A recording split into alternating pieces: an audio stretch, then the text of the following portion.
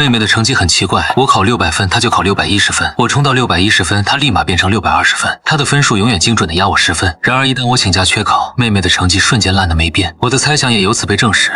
妹妹的成绩与我的成绩关联，以此为基点，一个疯狂的计划在我脑海成型。如果高考我考出了740分以上，那将会发生什么呢？高考前夕，我像个苦行僧，而妹妹则是享乐派。她仗着有我这个依靠，嚣张的无法无天，甚至直接放弃学业，跟朋友到处疯玩。每次被抓包，她都一脸不耐烦。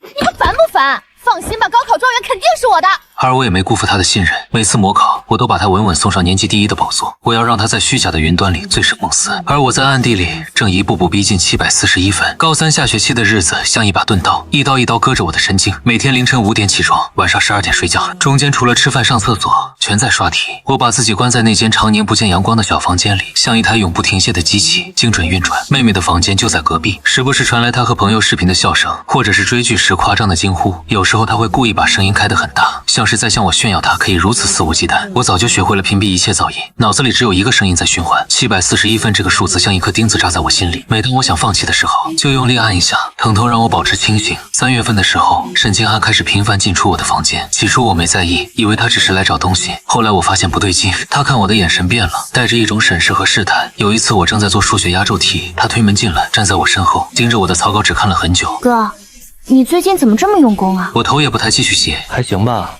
快高考了，能不用功吗？沈清涵凑近了些，想看清我写的内容。可你以前也没这么拼过啊！我心里咯噔一下，脸上却不动声色，故意叹了口气，放下笔，装出一副疲惫的样子。还不是爸妈逼的，说我要考不上981就断我生活费，我能怎么办？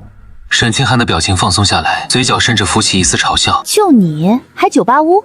别太累了，反正最后状元是我的。他转身走了，临走还不忘补一刀。我看着他的背影，等门关上，嘴角微微上扬。很好，继续保持这种轻视吧。你越轻视我，我就越安全。我见招拆招，每次模考都故意控制分数，不让自己显得太突出，保持在年级前5，既不扎眼，又不会让他起疑。真正的杀手锏，我藏在心里。那些最难的题型，那些最刁钻的技巧，我只在深夜独自练习，做完就把草稿纸撕碎，冲进马桶，不留一点痕迹。有一天晚上，我正在刷竞赛题，突然听到客厅里有动静，是母亲和沈清涵在说话。我悄悄把门开了一条缝偷听。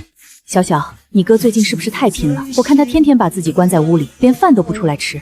沈清涵不以为然地笑了。妈，你担心什么？他再拼又能拼到哪去？反正他考多少分，我就能比他高10分。对，还是我闺女聪明。我听着这些话，攥紧了拳头，指甲掐进肉里，但表面上我保持平静，轻轻关上门，继续做题。4月的一个晚上，我像往常一样在房间刷题，突然听到门外有细微的响动。我竖起耳朵仔细听，是脚步声，很轻，像是怕被人发现。然后是门把手转动的声音，非常缓慢。我瞬间明白了，他在偷看我。我没有回头，继续假装专注做题，但实际上我已经把手里的卷子换成了一张普通的基础题。那些真正高难的资料早被我锁进了抽屉最深处。门缝开了一条细细的缝，我用余光瞥见沈清涵的半张脸。这道题怎么又错了？太难了！我故意叹了口气，自言自语，然后把本子合上，趴在桌上装作休息。门缝悄悄关上了，脚步声渐渐远去。我直起身子，冷笑了一声：“沈清涵，你越是防备我，就越说明你心虚。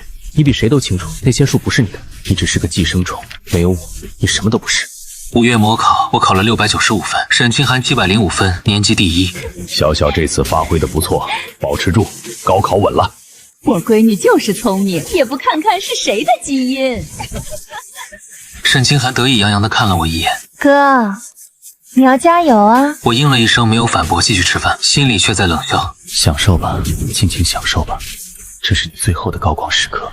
那天晚上，我躺在床上翻来覆去睡不着，脑子里反复推演着高考那2天可能发生的一切。6月，高考如期而至。6月6号那天晚上，沈清涵出去和朋友喝酒，说是提前庆祝。母亲非但没拦，还给他塞了一沓钱，说女儿辛苦了，放松一下。我从卧室门缝里看着这一幕，心里没有一丝波澜，只觉得讽刺。而我那天8点就上床睡觉，闹钟定在第2天早上6点，躺在床上，我异常平静，像一个等待出窍的剑客。所有的隐忍都将在明天得到回报。第2天早上，我按时醒来，简单吃了几口早餐就出门了。母亲送沈清涵去考场，对我只是敷衍的说了句好好考，我点了点头，没多说什么，心里想着反正这是最后一次了，以后我们井水不犯河水。考场在学校的旧教学楼，我被分在3楼靠窗的位置，阳光正好能照进来。我坐下，把文具一件件摆好，深吸一口气，闭上眼睛，在心里默念：你等这一天等了18年，我要输。语文考试铃声响起，我翻开试卷那一刻，我的大脑前所未有的清醒，每一道题都像老朋友一样熟悉，阅读理解的每一个陷阱，我都提前预判到了。作文题正好是我练过无数遍的类型，我下笔如有神。考完语文走出考场，沈清还第一时间冲过来堵住我。沈墨，考得怎么样？还行。还行是多行？选择题错几个？不知道，没对答案。沈清还撇撇嘴，不太满意这个回答，但也没再追问，转身走了。我看着他的背影，心想：你急什么？反正明天成绩就出来了，到时候有你急的。下午数学考到一半的时候，出了点意外，我的肚子突然剧烈疼痛，可能是早上吃的东西不干净，冷汗唰的就下来了，整个人趴在桌上好几秒才缓过劲。同学，你还好吗？没事。开什么玩笑？我等了18年，就等这一场考试，就算死，我也要死在这张卷子上。我用力掐了一下大腿，剧烈的疼痛让我暂时忘记了腹部的不适，继续做题。那些数字和公式在我眼前一度模糊，但我硬是凭着肌肉记忆把每一道题都做完了。最后一道压轴题，我用了3种方法验算，确认无误后才放下笔。走出考场的时候，我几乎是虚脱的，找了个没人的角落蹲下来，缓了好久。沈清涵发消息问我数学考得怎么样，我回了2个字：正常。他秒回了一个得意的表情，显然以为自己又稳了。我看着那个表情，只觉得可笑。无知者无畏，说的就是这种人。第2天考理综和英语，我的状态恢复了大半。这2科是我的强项，尤其是理综，那些物理大题、化学推断、生物遗传，全是我刷过无数遍的类型。我做的行云流水，最后还剩20分钟检查，每一道题我都反复核对了2遍，确保不会出现任何失误。英语更不用说，阅卷老师想不给高分都难。考完最后一科，走出考场，我站在教学楼门口，抬头看了看天，阳光刺眼，但我没有躲，就那么直直的站着，任由它照在脸上。18年了，我终于熬出头了。沈清涵第一个冲过来堵住我，眼底闪着贪婪的光，问我考得咋样。这辈子没这么好过。沈清涵的眼睛一下子亮了，仿佛看见了金山银山。他扭头就跑去找爸妈邀功。那我肯定更好。看着他欢天喜地的背影，我也笑了，那是猎人看着猎物落网的笑。去邀功吧，这是你最后一次觉得自己赢了。高考结束后的暑假，沈清涵彻底放飞自我。他拍着胸脯向爸妈保证能考全省前10，提前预支了巨额零花钱，不仅把手机电脑全换成了顶配，还拿着爸妈辛苦攒下的钱，跟着一帮狐朋狗友出去挥霍了一圈。朋友圈天天更新，全是吃喝玩乐，半点不知道死字怎么写。有一天晚上，我说下面一堆人点赞评论，什么小小你太厉害了，什么请我们吃饭吧。我看着那些评论，只觉得荒诞。而我想回乡下看爷爷，问爸妈要个路费，话还没说完就被母亲怼了回来。母亲连眼皮都没抬，语气敷衍的很。看什么看？家里没钱，你没看清还要用钱吗？我看着他理直气壮的脸，心里一阵恶心，对我一毛不拔，对沈清涵挥金如土。这就是我的父母。父亲坐在沙发上看电视，头也不回的补了一句：你要是想去，就自己想办法，别指望家里。我没再说什么，转身回了房间。第2天一早，出门去工地找了份搬砖的活，太阳毒得要命，晒得人头晕眼花。但我咬着牙干了半个月，才攒够了路费和给爷爷买东西的钱。那半个月是我人生中最苦的了。查分那天，恰好是沈清涵18岁成人礼。为了在所有人面前以此生最高光时刻加冕，他办了一场极度奢华的宴会，7大姑8大姨，爸妈的同事领导全被请来了。宴会厅里恭维声此起彼伏，一个远房亲戚端着酒杯凑到父亲面前，满脸堆笑。老沈，你们家祖坟冒青烟，龙凤胎都这么出息？哪里？另一个亲戚跟着附和，语气里带着几分刻薄。哎呀，大儿子也就死读书，不懂事儿，还是清寒贴心，成绩好，人又机灵，比他哥强100倍。年轻一辈都围着沈清涵向众星捧月，有个堂妹更是羡慕的眼睛都红了。涵涵姐，你太厉害了！这手拿清北录取通知书，这手挽帅气男朋友，简直是人生赢家！快，几点查分？我们要见证状元诞生的历史时刻。沈清涵穿着定制的高定礼服，脸上的妆精致的无可挑剔。别急，如果是省前几名，清北招生办会提前打电话来抢人的。话音刚落，电话果然响了，但不是打给他，是打给我的。在全场错愕的注视下，我接起一个又一个电话。庆大招生组、清北招生办，还有几所顶尖高校的招生老师，我礼貌道谢，表示会慎重考虑。沈清涵的眼睛都快瞪裂了，死死盯着自己毫无动静的手机。他强撑着面子，咬牙切齿地挤出一句：最好的总是压轴出场。终于查分通道开启，所有人一窝蜂地催促沈清涵登录，我也在角落里默默点开了查询页面。尽管胸有成竹，可真到查分这一刻，掌心还是微微渗出了汗。母亲先转头问我，语气随意，问我多少分。我把手机屏幕亮给众人，语气平静地说：我考了741分。全场哗然。我强压着心底惊涛骇浪般的狂喜，面无表情。成功了，我真的成功了。母亲愣了一下，厉色的点点头，甚至没多看一眼，转身就扑向沈清寒。快，清寒肯定更高。沈清寒被围得水泄不通，想躲都没处躲。他颤抖着手指点下确认键，下一秒他的脸僵住了，那表情精彩的像吞了一只苍蝇。屏幕上赫然显示3个鲜红的数字751。沈清寒的声音都在哆嗦，周围死一般的寂静。有个不明真相的远房亲戚还在那儿闭眼吹捧。清寒果然比哥哥厉害，正好高10分，真乃神童。如果我没记错，高考满分好像只有750吧？人群中一个声音弱弱的打破了尴尬，气氛瞬间凝固。沈清寒慌了，冷汗把精致的妆容冲得东一道西一道。肯定是系统故障，查分人太多，崩了。他发疯一样刷新页面，手指快要把屏幕戳烂1次、2次、3次。那个该死的751像钉子一样死死钉在总分栏里。有人提议说换个手机试试，是不是手机缓存问题？沈清寒像抓救命稻草一样抢过别人的手机，查询结果依然751。那个多出来的1分像个巨大的巴掌狠狠扇在他脸上。就在这时，宴会厅大门被推开，几个穿着制服的警察和教育局人员面色严肃地走了进来。领头的工作人员环顾四周，沉声问道：谁是沈清寒？教育考试院监测到分数极度异常，涉嫌恶性攻击系统或重大舞弊，请跟我们走一趟，接受调查。沈清寒吓得腿一软，直接瘫在地上，那张脸惨白的像鬼。爸妈一看这阵仗也慌了神，但他们的第一反应不是安抚女儿，而是下意识的想找替罪羊。慌乱之中，母亲竟然一把将我推了出去，指着我扯着嗓子喊：是他干的，肯定是他嫉妒妹妹，黑进了系统，篡改了分数。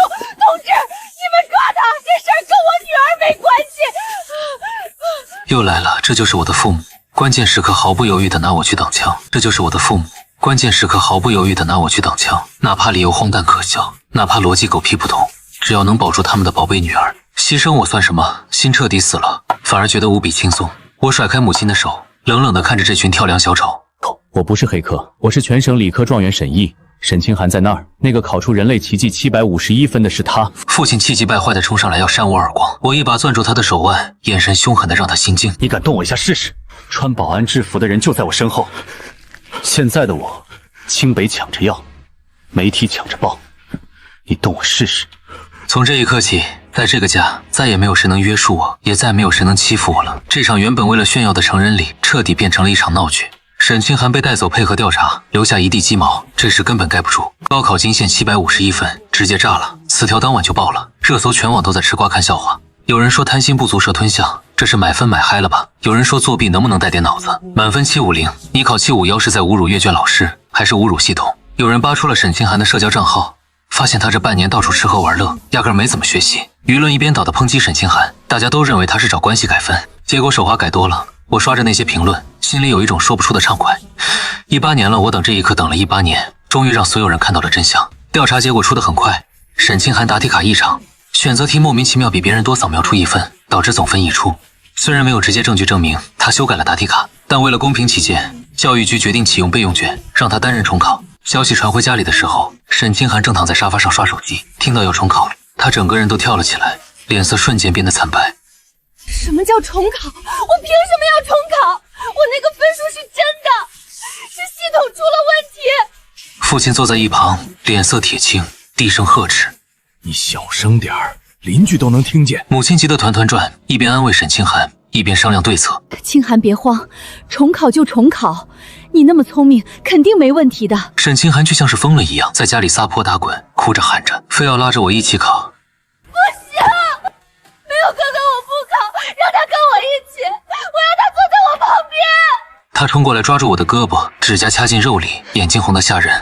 什么？你必须陪我考？你听到没有？我已经考完了，为什么要陪你重考？我甩开他的手，语气冰冷道。沈清寒愣住了，他看着我的眼神里充满了不可置信，好像从来没想过我会拒绝他。沈墨，你什么态度？你妹妹都这样了，你就不能帮帮她吗？小莫，这事儿关系到咱们全家的脸面，你就陪清寒考一次，怎么了？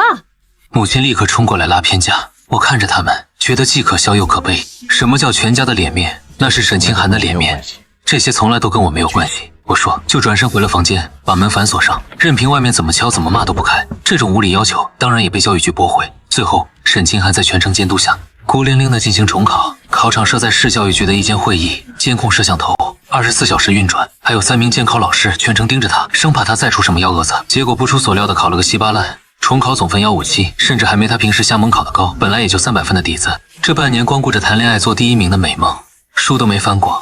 成绩出来那天，我正在工地上搬砖，接到同学发来的消息，说沈清涵重考考了157分。我愣了一下，然后笑了笑的蹲在地上半天没起来。工友以为我中暑了，还给我递水。我摆摆手说没事，就是太高兴了。这场重考直接扒下了他的遮羞布，前有751，后有157，巨大的反差让舆论彻底炸锅。网友们的评论一条比一条精彩，有人说哈哈哈哈，157这才是真水平吧？有人说这就实锤了，之前的751绝对是作弊。还有人做了个表情包，把751和157放在一起，配文从天堂到地狱，只需要一场重考。沈清涵受不了网暴，试图甩出高3以前的成绩单证明自己，结果被万能的网友扒了个底朝天。高3这半年诡异的突飞猛进，以前全是烂泥扶不上墙的300分，大家更加确信这女的从高3开始就在作弊。顺带网友还把我的成绩单扒了出来，从小学到高中，每一次大考的成绩都被翻出来，从小到大稳居前3，这才是真学霸，稳如老狗。有人评论说真的是亲兄妹吗？怎么差距这么大？还有人说一个是750，另一个连250都不够格。我看着那些评论，心里五味杂陈。曾经我以为成绩好就能得到父母的认可，后来我发现，不管我考多高的分，在他们眼里，我永远比不上沈清涵，因为他们需要的不是一个优秀的儿子，而是一个为女儿兜底的工具。曾经捧着沈清涵的老师同学，现在看见他像看到瘟神，连父母出门都要被指指点点，邻居们背后议论纷纷。说林家的女儿原来是个草包，靠作弊骗了大家这么多年，真是丢人丢到家了。那段时间，沈清涵缩在房间里不敢见人，像只过街老鼠，窗帘拉得死死的，连饭都让母亲送到门口，不肯跟任何人见面。而我拿着清北医学院的录取通知书，收拾行李回了老家陪爷爷。只要等到8月底开学，我就彻底自由了。我是这么以为的。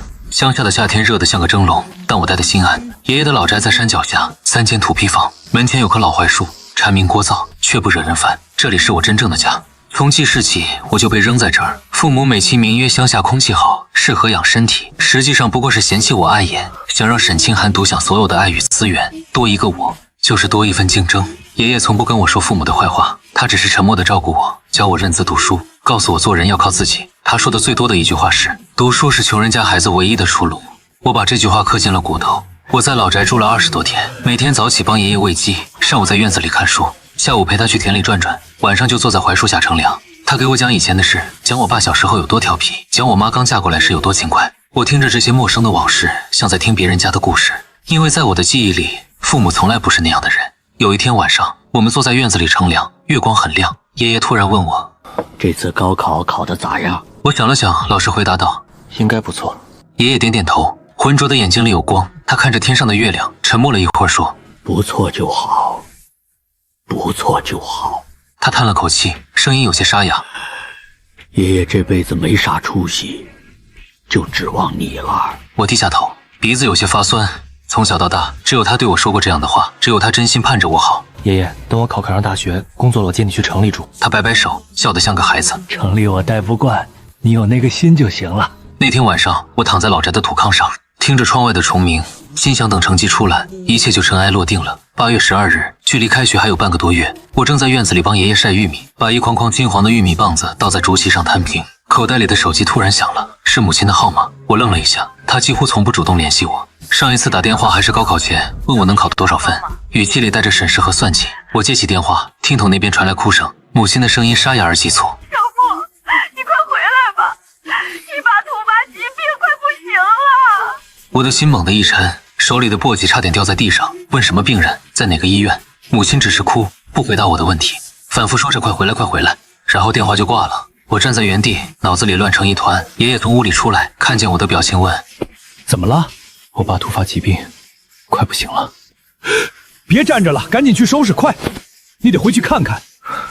他脸色也变了，催我赶紧收拾东西回去。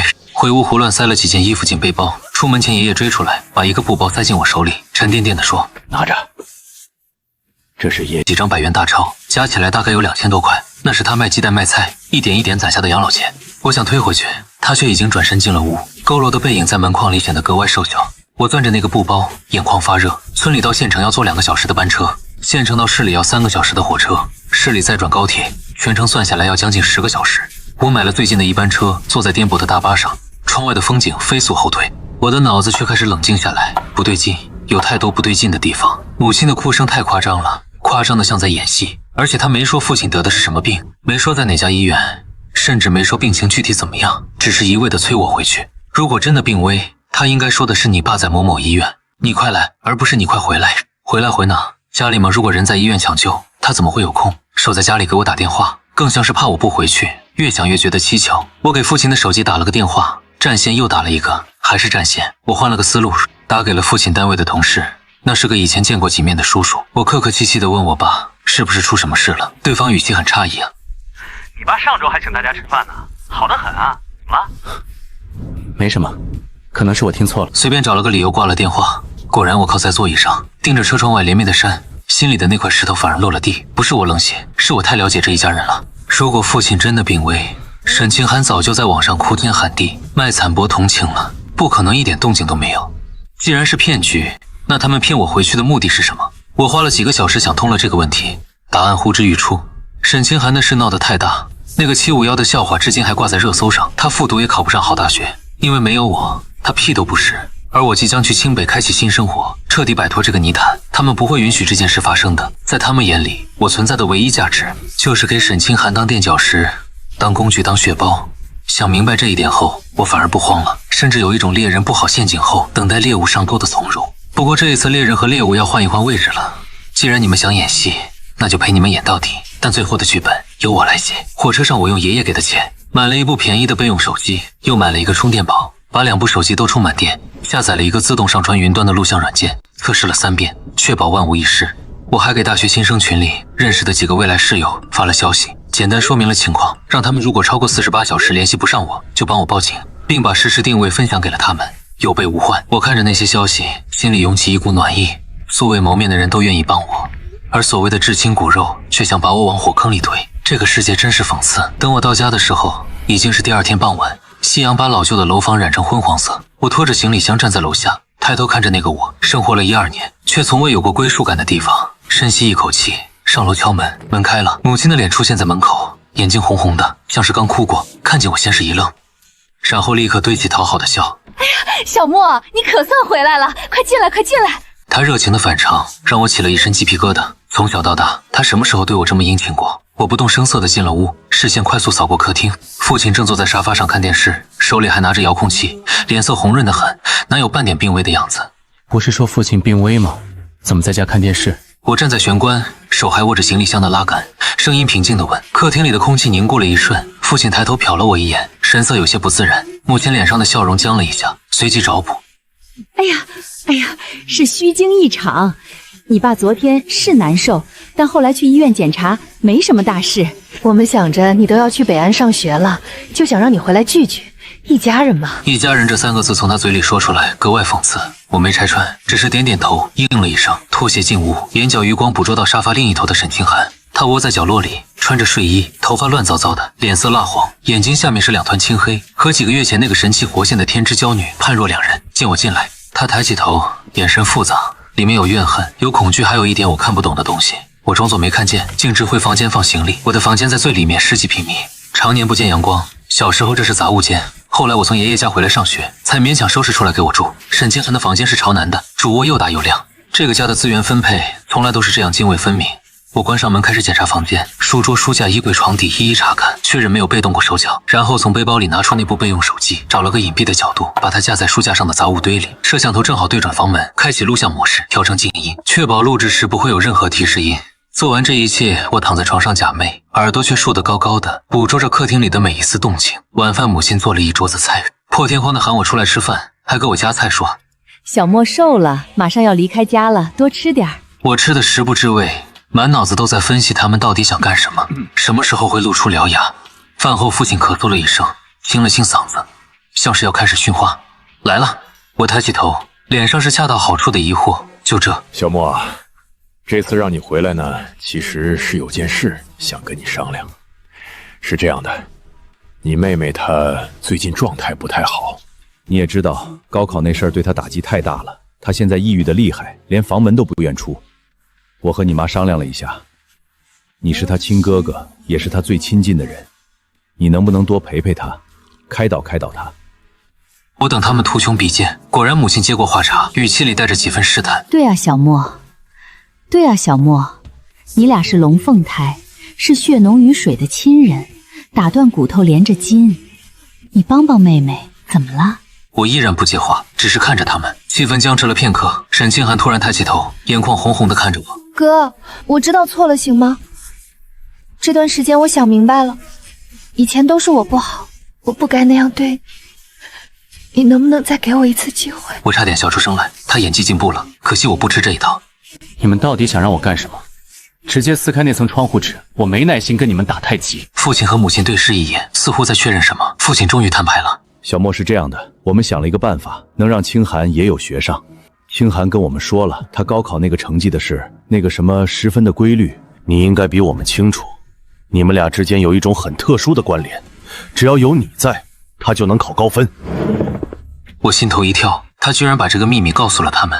父亲站起身走到我面前，语气里带着几分不容置疑的意味。我愣住了。所以我和你妈商量了，你看能不能晚1年去清北复读1年，明年跟清寒一起高考，到时候他也能考个好大学，咱们家出2个清北的，岂不是光宗耀祖？不是因为震惊于这个要求的荒谬，而是震惊于他们提出这个要求时的理直气壮，仿佛这是天经地义的事情，仿佛牺牲我的前途来成全沈清寒是理所应当的。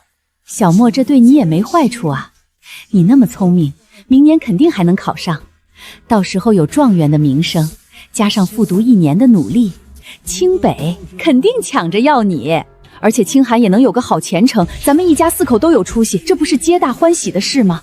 一家4口皆大欢喜。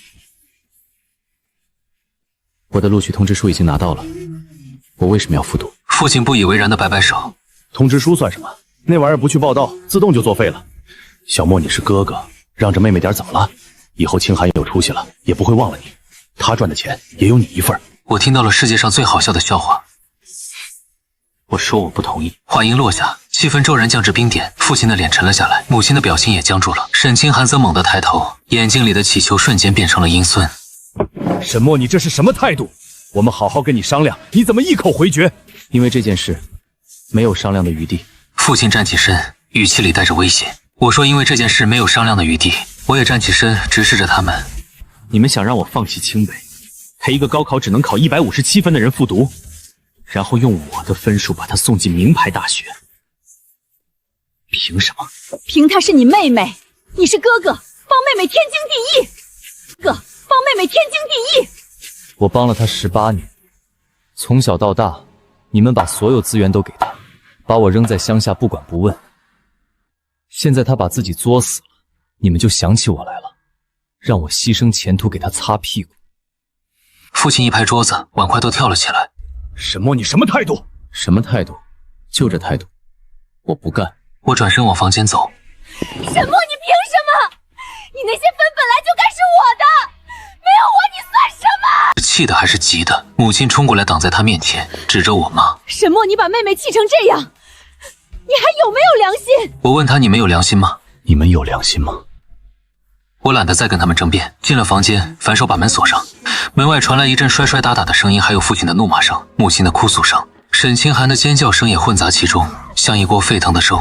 我靠着门板闭上眼睛，听着这些聒噪，心里却出奇的平静。今晚只是第一回合，真正的较量还在后面。我有预感，他们不会这么轻易放弃的。等吧，我有的是耐心。那天夜里我没有睡，双眼盯着天花板，耳朵始终保持警觉。凌晨2点多的时候，我听到门外有嘻嘻嘻的声音，像是有人在轻声交谈。我屏住呼吸仔细听，是父亲和母亲。母亲的声音压得很低，但我还是听清了。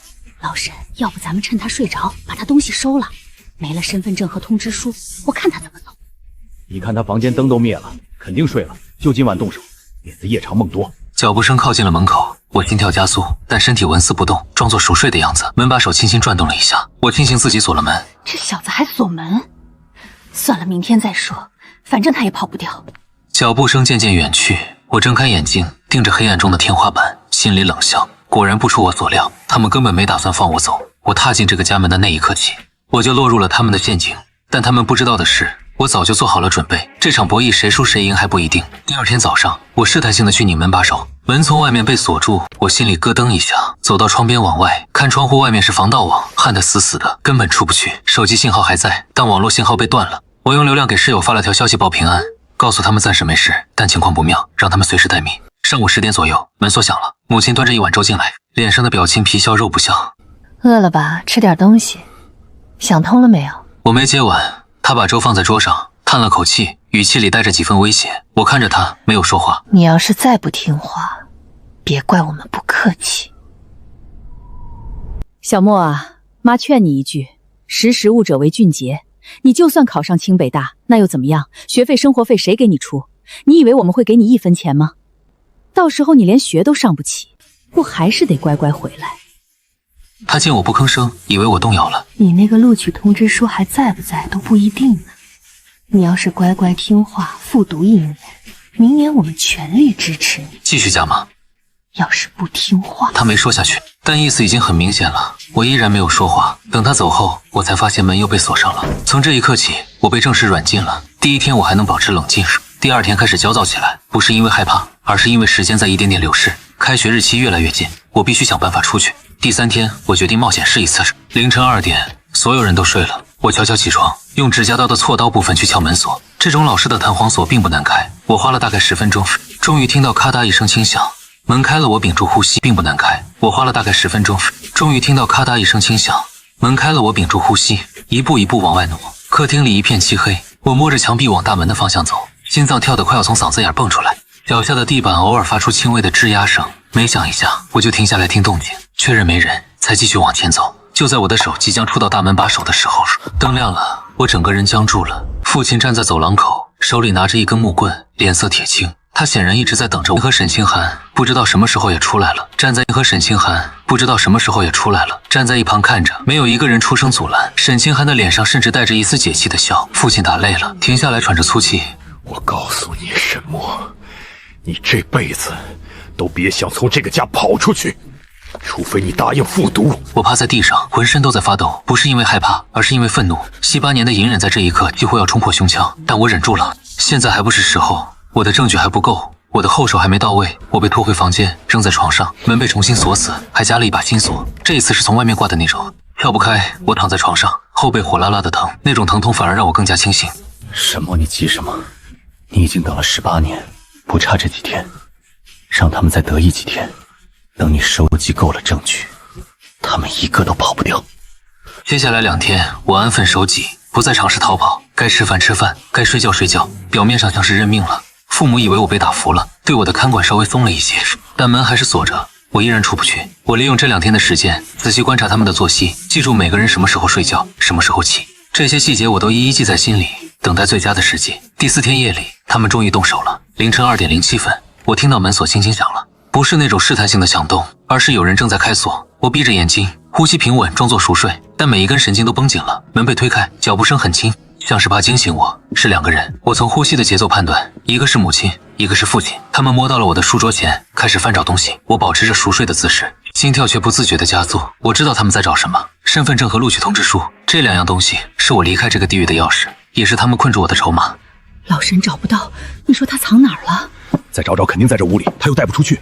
父亲不耐烦地嘟囔着，他们翻遍了书桌抽屉，翻遍了书架和我的背包，甚至把我的衣服口袋都摸了一遍。我感觉到有人走到床边站了一会儿，应该是在犹豫要不要翻我的枕头。突然门口传来第3个人的声音：找到了吗？嘘，别把他吵醒了。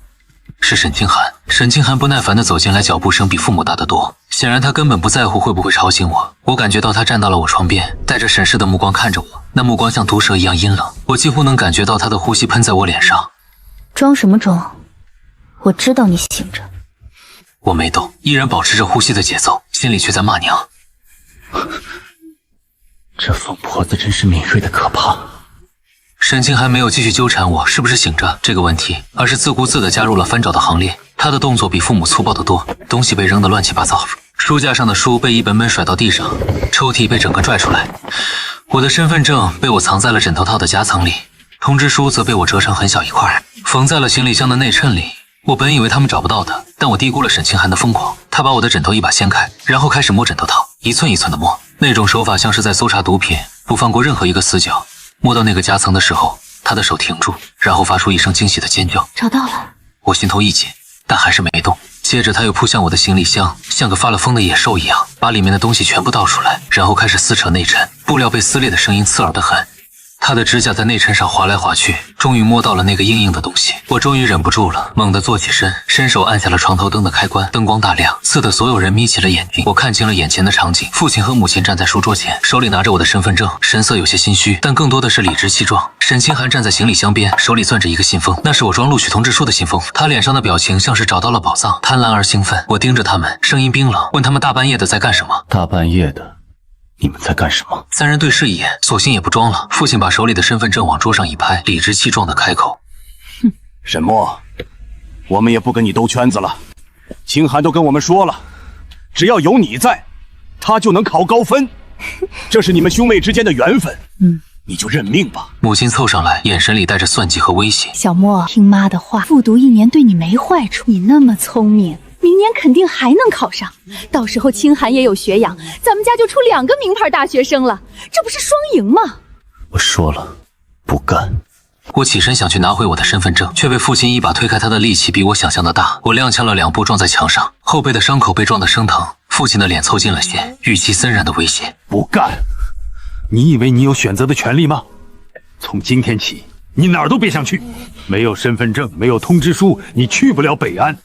你还是去你的清北，谁也没耽误你什么。没耽误，让我复读1年，让我的人生规划全部打乱，让我成为一个废物的踏脚石，这叫没耽误。”我深吸一口气，把翻涌的怒火压下去。现在还不是撕破脸的时候，我需要更多的证据。我问他们：“所以今晚是来没收我东西的？”母亲冷笑一声，已经不屑于掩饰。叫什么没收？家里的东西本来就是爸妈管着的，你还是个孩子，身份证这么重要的东西放我们这儿保管怎么了？我看向沈清寒，他正把信封里的录取通知书抽出来，脸上带着报复得逞的快意。他举着那张通知书，像举着一件战利品。然后他做了一件让我永生难忘的事，他抓着那张通知书，眼神里燃烧着疯狂的恨意，然后在我面前慢慢的用力的撕成了2半。那声音清脆而刺耳，像是某种东西断裂的声音。他还不满足，把那2半继续撕，每撕一下，他的嘴角就翘起一分，吱吱变成一堆碎片，像雪花一样飘落在地上。他的动作很慢，像是在享受这个过程。我看着那些碎片，脑子里有一瞬间的空白。那是我12年寒窗换来的东西，是我无数个日夜刷题的成果，是我新人生的起点，就这样被他撕碎了。沈清寒看着我的表情，笑得像个疯子。通知书没了，我看你怎么去报道！沈墨，你这辈子都只能做我的垫脚石，我要你陪我一起烂在泥潭里！他越说越激动，整个人都在颤抖，披头散发的样子看上去像个鬼。你凭什么比我优秀？凭什么所有人都夸你？凭什么你能去清北？我只能在家里被人嘲笑。明明那些分都应该是我的。眼眶里的泪已经流下来，却不是委屈，而是不甘，是嫉妒，是疯狂。但就在这时，他的声音忽然低了下来，像是在自言自语，又像是在对我说：“你知道我有多害怕吗？从小到大，我就知道我的成绩是假的，是从你那里偷来的。每一次考试之前，我都怕得要死。怕我哪天不考了，又怕我哪天考砸了，怕所有人发现我恨你。”他声泪俱下的说恨我，恨我比他聪明。可笑的是，他竟然觉得我什么都不用做，就考那么高的分。我更恨我自己，离开你就什么都不是，所以你不能走，你必须留下来，你必须永远当我的垫脚石，这样我才能活下去。我看着他，看着这个我教了18年妹妹的人，第一次觉得他可悲，但可悲不是我原谅他的理由，可悲也不是他可以毁掉我人生的借口。父亲和母亲站在一旁，看着沈清寒的疯态，竟然没有一个人阻止，甚至脸上还带着几分赞许，仿佛他做了什么大快人心的事。我看着这一幕，忽然觉得很荒诞，也很可悲。这就是我的家人，这就是所谓的血浓于水。我低下头看着地上那些碎片，肩膀开始颤抖。他们以为我在哭，以为我崩溃了。母亲嗤笑一声：“行了，哭什么哭？又不是什么大事，明年再考一次就是了。这次就当是长教训，以后听话点。”我没有说话，只是蹲下身，用颤抖的手去捡那些碎片。沈清寒看着我的狼狈样，脸上的笑容更加肆意：“哭啊，再哭啊，活该你就是这个命。”我抬起头看着他，他愣住了，因为我的眼睛里没有眼泪，有的只是冰冷的恨意。我慢慢站起身，和一丝转瞬即逝的笑。他被那个笑吓到了，下意识的后退一步，问我笑什么，声音沙哑却平静道：“没什么，我只是在想，你刚才的表演很精彩，如果以后混不下去，可以去当演员。”我没有再说下去，而是装作绝望的瘫坐在床边，双眼空洞，喃喃自语。说完了，全完了。沈清寒看着我的样子，脸上的警觉渐渐消退，取而代之的是胜利者的得意。现在知道怕了，早干嘛去了？父亲冷哼一声，把我的身份证揣进了自己口袋。行了，都回去睡觉。从今天起，这小子哪儿都别想去。他们3个人像完成了，有些母亲还把门从外面锁住。门锁落下的声音很轻，却像一记惊雷砸在我心上。我被关起来了，房间里重新陷入黑暗。我坐在床边，听着他们远去的脚步声，听着这栋房子恢复寂静。然后我站起身，走到书架前，从杂物堆里摸出了那个一直亮着红灯的备用手机。他们没想到，他们翻遍了整个房间，却忘了查那堆他们以为是垃圾的杂物。录像把一切都拍下来了。沈清寒撕毁通知书时的疯狂，父母在旁边冷眼旁观，甚至推波助澜的嘴脸，他们亲口承认的阴谋，全都在这段视频里。我把视频上传云端备份，再备份，确保万无一失。然后我编辑了一个简短的版本，发到了网上。配文：这就是我想逃离的原生家庭。发完，我拨通了报警电话。我要报警，我被家人非法拘禁了。接线员问了我地址和基本情况，我一一回答。他说会派人过来，让我等着。报完警，我把手机调成静音，藏回杂物堆里，然后重新躺回床上，心跳得很快，但表面上必须保持平静。我不知道警察多久能来，也不知道在这之前会发生什么，但我知道，只要熬过今晚，一切都会不一样。时间1分1秒的过去，窗外的天色开始泛白，我的眼睛一直睁着，盯着天花板，耳朵捕捉着房子里每一丝细微的声响。4点23，我听到了脚步声，是沈清寒的，他的脚步很轻，像是怕吵醒人，但在寂静的夜里依然清晰可闻。他在我房门外停住了，我屏住呼吸，一动不动。门锁响了，他又进来了。我闭着眼睛装睡，心跳声在耳边像打鼓一样。他走到我床边站了一会儿，我能感觉到他的目光落在我身上，带着审视和怀疑。然后他开始在房间里转悠，脚步声时远时近，像一只巡视领地的野兽。我不知道他在找什么，但有一种不好的预感。脚步声停在了书架前，我的心猛地揪紧，翻找的声音响起，他在扒拉那堆杂物。我的手指悄悄攥紧背角，脑子里飞速盘算着，如果他发现了手机，我该怎么办？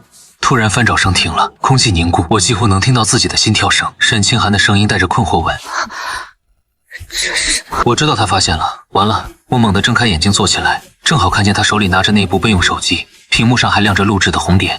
他的脸色从困惑变成震惊，再变成狰狞，只用了1秒钟。沈墨，你在录像？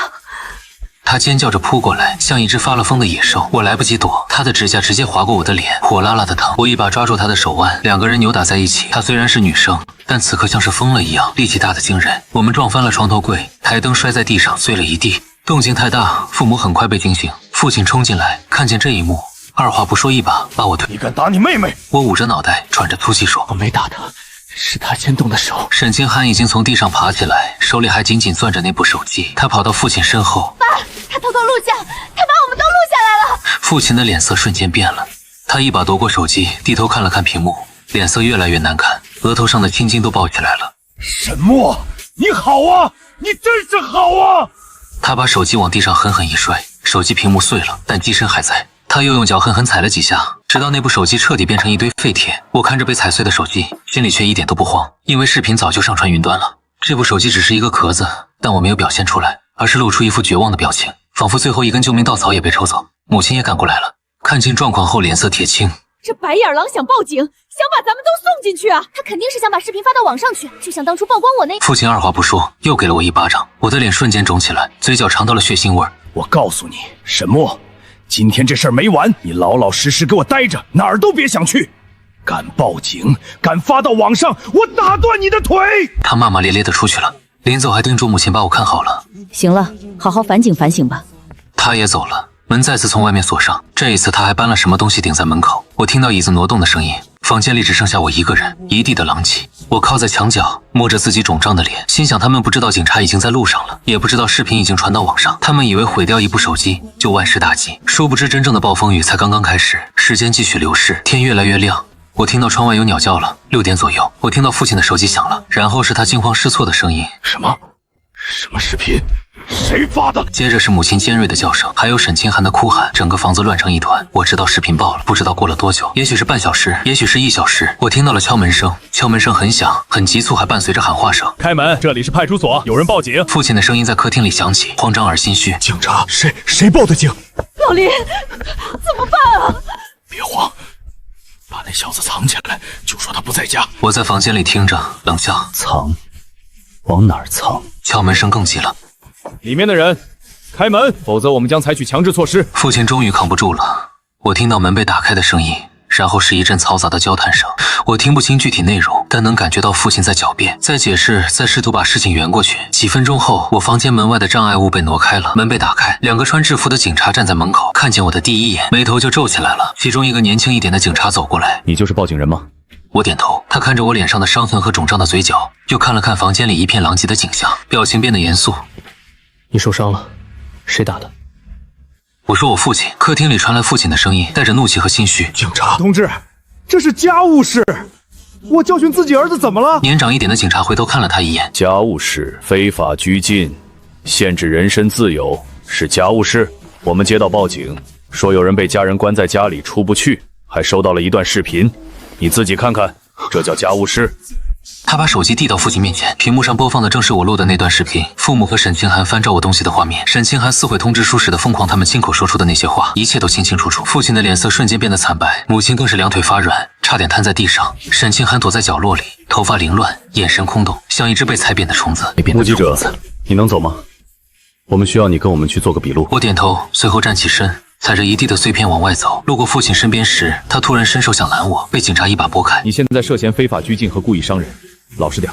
父亲的手僵在半空，脸上的表情像是吞了一只苍蝇，又气又怕又无可奈何。我没有看他，径直走出了那扇门，身后传来母亲的哭嚎声：“小莫，你不能这样对我们是你爸妈呀！你这样做，让我们以后怎么做人？”我停下脚步，转过身看着他，声音很平静：“你们早就不把我当人了，现在轮到你们尝尝这种滋味了。”母亲愣住了，像是第一次认识我。沈清寒突然冲过来，被警察拦住，他隔着警察的手臂冲我嘶吼：“林烨，你会后悔的，我不会放过你，你等着！”沈清寒，你记住，从今天起，我们恩断义绝。然后我转身上了警车，没有再回头。在派出所做完笔录，已经是中午了。警察告诉我，根据视频证据和我的伤情，父亲涉嫌故意伤害和非法拘禁，会被依法处理。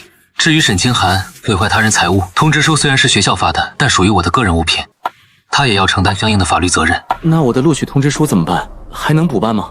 这个得联系学校问问，他们会帮你出具相关证明。谢谢。闭着眼睛看着天空，感觉像是做了一场很长很长的噩梦。现在终于醒了，手机响了，是一个陌生的号码。我接起来，对面传来一个熟悉的声音：“小莫，是你吗？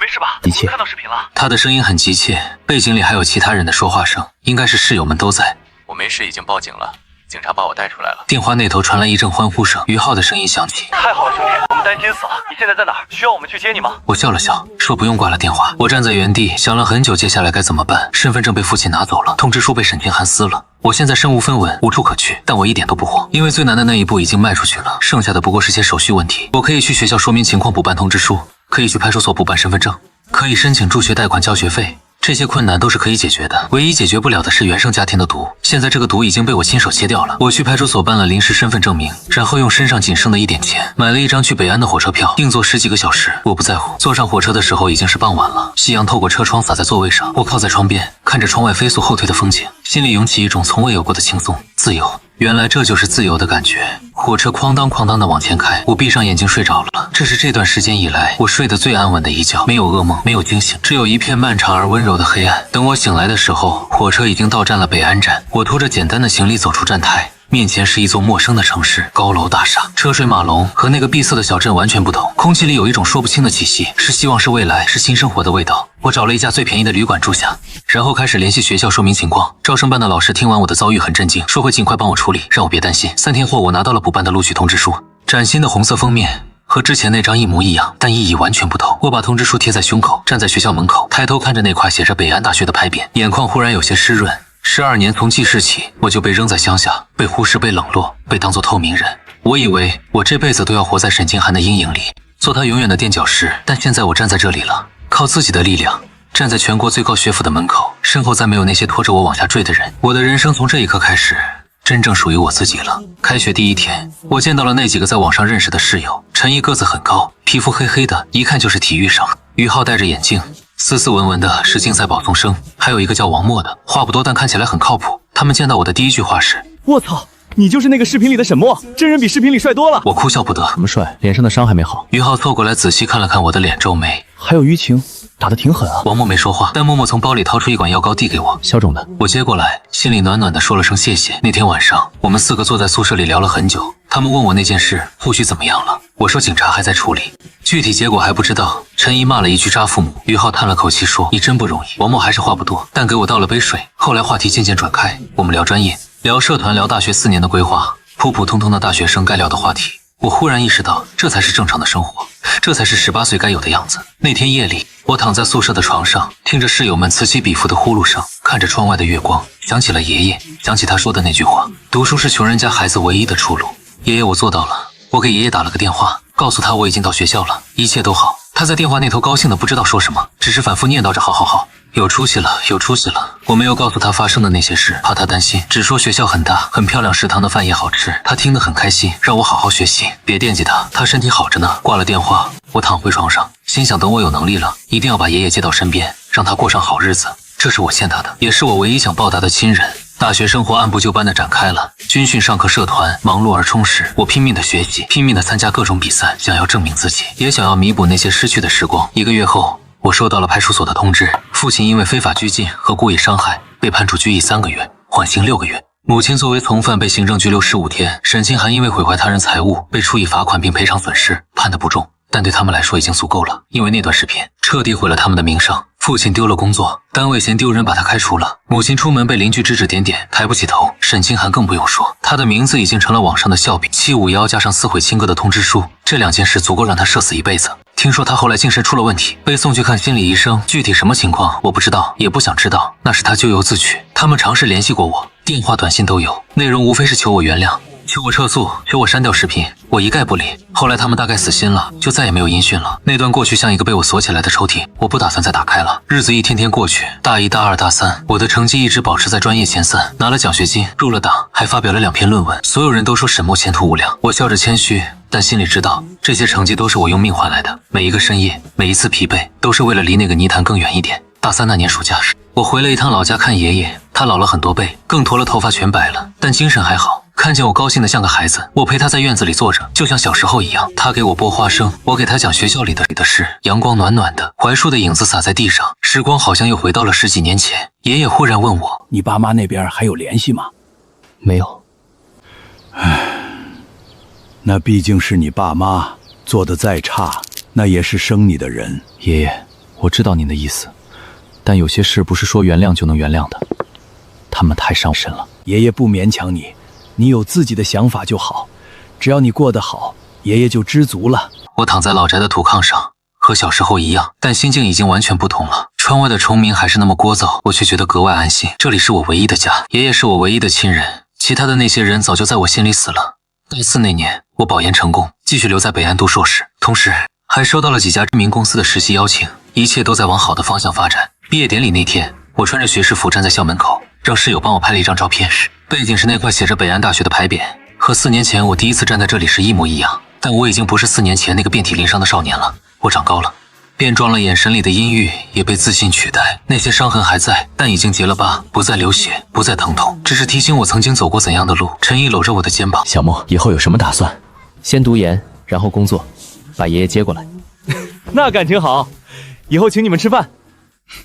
没问题。那天我们4个室友喝了很多酒，聊了很多过去和未来，最后都醉倒在宿舍里。第2天醒来，头疼得要命，但心里是满的。青春就这样过去了，4年的大学生活画上了句号，接下来是新的征程。研究生期间，我更加忙碌，学业、课题、实习，几乎没有喘息的时间，但我乐在其中，因为每忙碌一天，我就离那个曾经的自己更远一点。研2那年冬天，爷爷走了，是在睡梦中，走得很安详，没有痛苦。村里人打电话告诉我的时候，我正在实验室做实验。听到消息的那一刻，手里的试管掉在地上碎了。我请了假，连夜赶回老家，推开老宅的门，看见堂屋里摆着一口棺材，爷爷躺在里面，穿着我给他买的那件藏青色棉袄，脸上带着一丝若有若无的笑。我跪在棺材前，没有哭出声，只是眼泪止不住的流。老人们说喜丧，说爷爷活了80多岁，子孙有出息，走得安详，是有福气的人。可是我不要什么喜丧，我只想他再多陪我几年，等我工作了，赚钱了，接他去城里住大房子，吃好吃的。我还什么都没来得及做，他怎么就走了？送葬那天下着雪，我亲手把爷爷的骨灰埋在老宅后面的山坡上，那里能看见整个村子，也能看见那棵老槐树。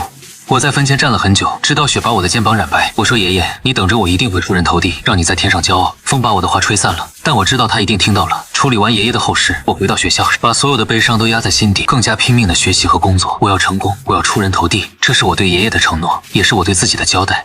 研3那年，我以优异的成绩毕业，同时收到了好几家顶尖公司的 offer。最终我选择了一家科技巨头，年薪50万起步。对于一个农村出来的孩子来说，这已经是做梦都不敢想的数字。入职的第一天，我站在那栋气派的写字楼下，抬头看着蓝天，心想爷爷，我做到了。工作后，我租了一套1居室的房子，干净整洁。虽然不大，但是我自己的窝。我把爷爷的照片放在书桌上，每天出门前都会看他一眼，跟他说早安，晚上回来跟他说今天发生了什么事。这样的日子虽然孤独，但很踏实。3年后，我在北安买了房，贷款30年，月供1万出头，压力不小，但扛得住。房子不大，2室1厅，但对我来说已经足够了。搬进新家的那天，我站在窗前，看着楼下车水马龙的街道，忽然想起了很多年前那个被锁在杂物间里的少年。那个少年做梦都不会想到，有一天他能在这座城市拥有自己的房子，拥有一份体面的工作，拥有几个真心相交的朋友，拥有一个崭新的人生。命运给了我最差的开局，但我硬是把它打成了一副好牌。当天晚上，我一个人喝了点酒，对着爷爷的照片说，爷爷，你说的对，读书真的是穷人家孩子唯一的出路。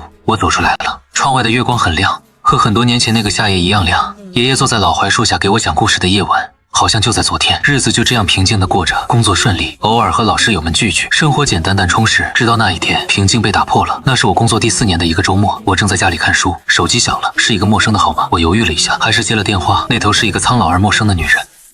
你是沈墨吗？是我，请问你是？我是你外婆。外婆这个词对我来说太陌生，陌生到我几乎忘了自己还有外婆这个亲人。小莫，你能来医院一趟吗？你妈她不行了。我沉默了很久，没有说话，脑子里一片空白。外婆的声音带着哭腔：她就剩这一口气了，想见你最后一面。她怎么了？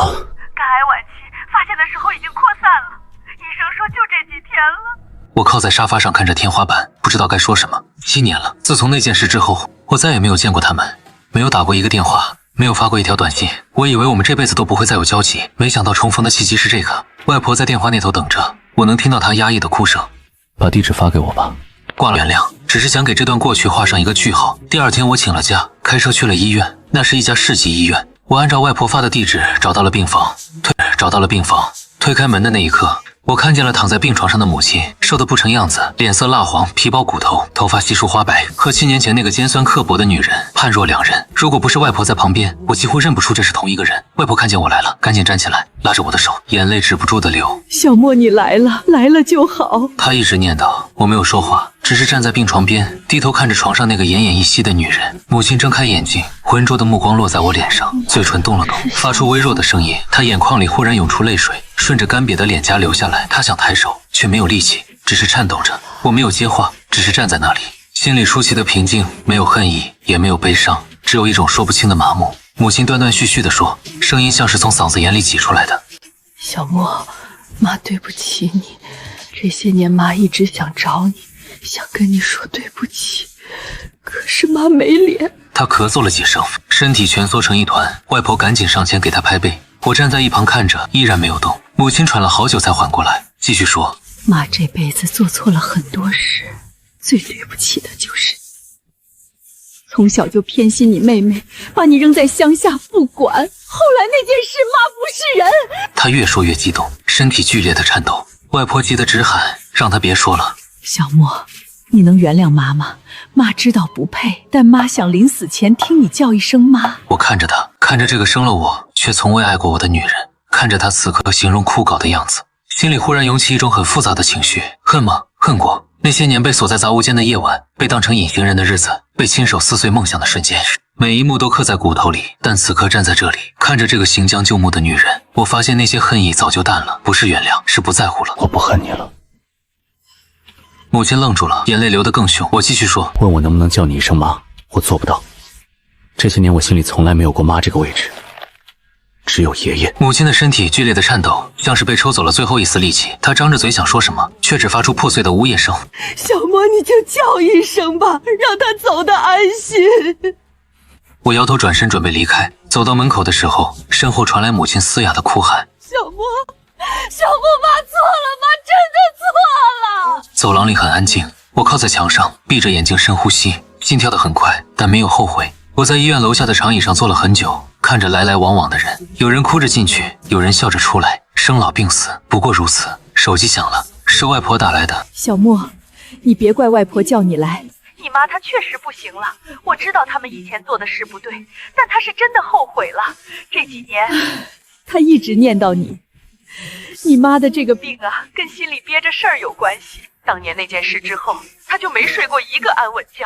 你爸丢了工作，整天借酒消沉，后来2个人天天吵离婚了。你妹妹也，总之这个家算是彻底散了。沈清寒怎么了？别提了，那孩子废了当年那件事闹得沸沸扬扬，他精神受了刺激，后来越来越严重，现在在精神病院住着呢，时好时坏的。我听着没什么感觉，说不上解气，也说不上同情，只觉得因果报应不过如此。小莫，我知道你心里有怨，但你妈她真的没几天了，你就不能去看看她吗？外婆，我来了，我见过她了，这就是我能做的全部了。你这孩子怎么心这么硬啊？不是我心硬，是我的心早就被他们伤透了。你应该去问问他们当年是怎么对我的。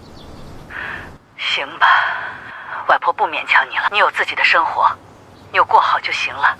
挂了，我又在长椅上坐了一会儿，然后起身开车回家了。3天后，外婆又打来电话，告诉我母亲走了。走的时候嘴里还念叨着我的名字。我听完说了声知道了，问什么时候办丧事。外婆说是后天，我告诉她我会去的。挂了电话，我站在窗前看着窗外的夜景，心里说不上是什么滋味，有一点点堵，但更多的是解脱。生我的那个女人死了，可我心里没有丧母之痛，只有一种尘埃落定的感觉，像是一本书终于翻到了最后一页，不管内容多么糟糕，至少结束了。葬礼那天我去了，站在人群里看着母亲的遗像，她照片上的样子还是7年前的模样，那时候她还没有病，脸上带着刻薄的笑。来的人不多，几个远房亲戚，外婆和外公，还有一个我没想到会出现的人。我父亲他老了很多，头发花白，背也驼了，整个人像是缩了一圈，站在灵堂里披麻戴孝，表情木然。看见我来了，他的眼神闪烁了一下，像是想说什么，但最终什么都没说，只是低下头继续烧纸。我也没有理他，只是按照流程上了香，鞠了躬，然后站到了角落里。外婆过来拉着我的手，小莫，你来了就好，你妈在天之灵也能安息了。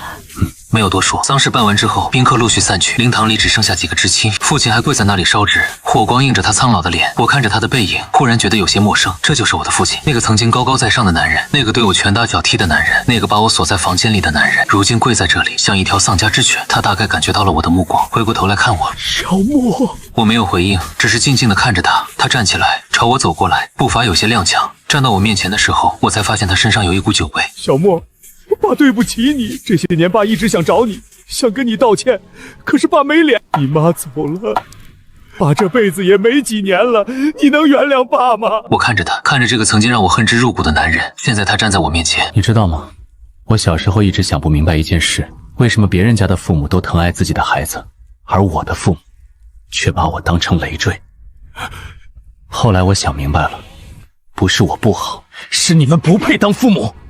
你问我能不能原谅你，我的答案跟对他说的一样，我不恨你了，但我也不会原谅你，这都不会。父亲愣住了，眼泪流得更凶，他伸手想抓我的胳膊，被我躲开了。还有从今以后，我们没有任何关系，你过你的，我过我的，生老病死各不相干。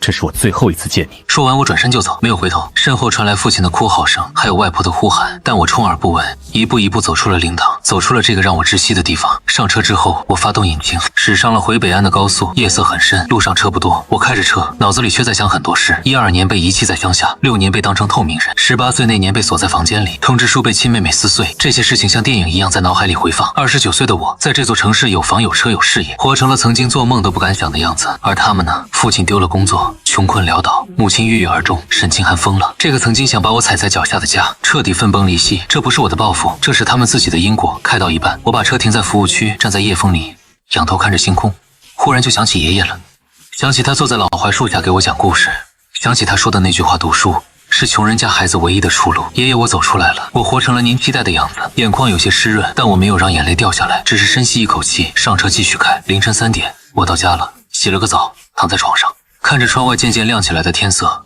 心里有一种前所未有的轻松。那些恩怨情仇，那些爱恨纠葛，从今往后都跟我没关系了。我终于可以彻底放下过去，开始新的人生了。1年后，我升了职，成了部门最年轻的主管，薪资也翻了一番。同一年，我遇见了一个女孩，她叫萧婉儿，是隔壁部门的设计师，长得很漂亮，笑起来眼睛弯弯的，像月牙。我们因为一个合作项目认识的，一来二去就熟了。她知道我的过去，知道那些不堪回首的往事，但她没有用异样的眼光看我，只是认真的听完，然后说了一句话：那些事不是你的错，你已经做得很好了。那一刻，我心里某个角落好像被什么东西填满了，我们在一起了。恋爱同居，然后是求婚那天，我带她去了老家，去爷爷的坟前。我跪在坟前给爷爷介绍她。爷爷，这是我女朋友，她叫萧婉儿，人很好，我想娶她。萧婉儿站在旁边，眼眶红红的，也跪下来给爷爷磕了3个头。那天风很大，吹得坟前的野草沙沙作响。我总觉得那是爷爷在回应我，在说好，我的孙子有出息了。我32岁那年，我们结婚了，婚礼不大，只请了几个至亲好友，老师友们都来了，陈毅还当了我的伴郎。沈墨，我真替你高兴，你小子总算是熬出头了。我笑着说：“是啊，熬出头了。”1年后，萧婉儿怀孕了，10个月后，我们的女儿出生了。我给她取名叫林思思，思是思念的思，是为了纪念爷爷。抱着女儿的那一刻，我忽然就哭了。30多年来从未体会过的感觉，原来这就是血脉相连，原来这就是被人需要，原来这就是家。我看着怀里的小人，心想我一定会做一个好父亲，绝不让他经历我曾经经历过的一切。我要给他最好的爱，最好的保护，让他在阳光下长大，永远不知道这世上还有那种黑暗。萧婉儿躺在病床上，虚弱但幸福地笑着，问我在想什么。我说我在想，我这辈子最幸运的事就是熬过了那些苦日子，然后遇见了你。他伸手握住我的手，说他也是。窗外阳光正好照在我们一家3口身上，温暖而明亮。那一刻我忽然觉得，曾经所有的苦难都是值得的，因为他们让我变成了今天的自己，让我学会了珍惜，让我遇见了该遇见的人，让我拥有了这个属于自己的家。命运欠我的，我自己拿回来了，还拿到了更多。永远不要放弃自己，因为不知道熬过去之后会有怎样的风景在等着自己。